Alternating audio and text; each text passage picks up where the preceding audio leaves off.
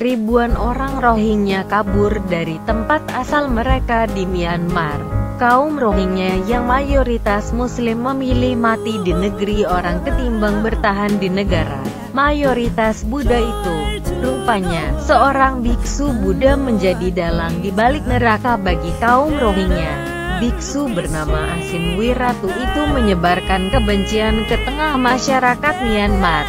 Dia menanamkan ketakutan suatu saat kelompok Muslim minoritas akan menguasai negara yang dulu dikenal dengan nama Burma itu. 10 tahun lalu, publik belum pernah mendengar nama biksu dari Mandalay tersebut. Pria kelahiran 1968 itu putus sekolah pada usia 14 tahun. Setelah itu, dia memutuskan untuk menjadi biksu. Nama Asin Wiratu mencuat setelah dia terlibat dalam kelompok ekstremis anti-Muslim 969 pada 2001. Karena aksinya, pada 2003 dia dihukum 25 tahun penjara. Namun, pada 2010 dia sudah dibebaskan bersama dengan tahanan politik lainnya. Setelah peraturan pemerintah Myanmar melonggar, Asin Wiratu makin aktif bersuara di media sosial. Asin menyebarkan pesan melalui rekaman ceramah yang diunggah di YouTube dan Facebook. Sampai saat ini, dia berhasil menjaring sekira 37.000 pengikut pada 2012. Ketika pertumpahan darah antara Rohingya dan Buddhis terjadi di Provinsi Rakhine, Asin semakin dikenal dengan pidato penuh amarahnya. Ceramah dia selalu dimulai dengan kalimat yang berbunyi, "Apapun yang kamu lakukan, lakukanlah sebagai seorang nasionalis." Saat ditanya, apakah dia adalah Bin Laden Burma, pria itu tidak menampiknya. Asin Wiratu menyebarkan ajaran kebencian dalam setiap ceramahnya. Dia selalu menyasar komunitas Muslim. Seringkali dia memojokkan Rohingya. Pria inilah yang memimpin demonstrasi yang mendesak orang-orang Rohingya direlokasi ke negara ketiga.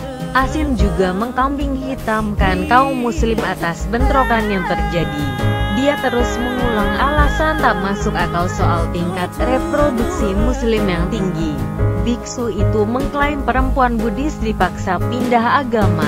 Dia memimpin kampanye yang mendesak pemerintah Myanmar mengeluarkan peraturan yang melarang perempuan Buddhis menikah dengan pria beragama lain tanpa izin pemerintah. Asin memimpin sekelompok massa yang berani melakukan kekerasan demi mempertahankan pandangannya.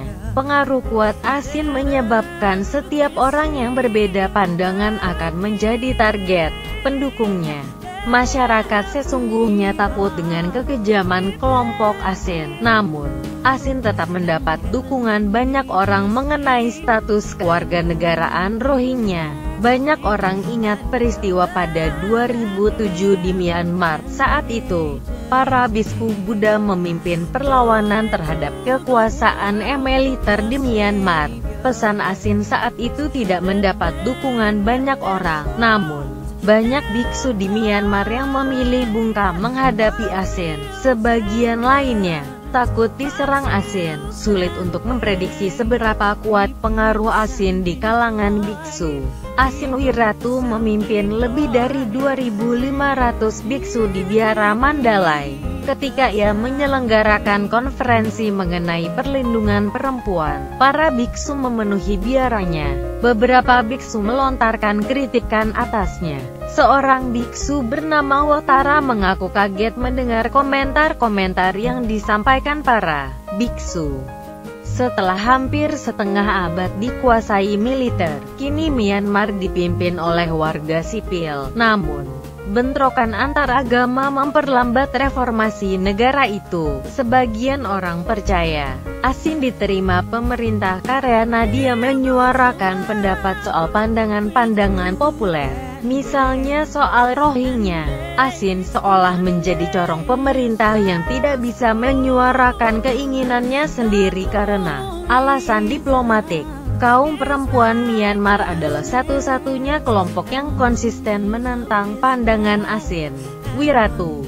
Dia memberi reputasi buruk untuk negara kita. Dia menodai jubah biksu yang digunakan, kata Sekretaris Jenderal Liga Perempuan Burma, Tintin Nyo. Dia juga mengatakan, kampanye Asin Wiratu yang mengusulkan peraturan yang membatasi perempuan menikahi pemeluk agama lain bukanlah bentuk perlindungan perempuan melainkan bentuk kontrol atas perempuan.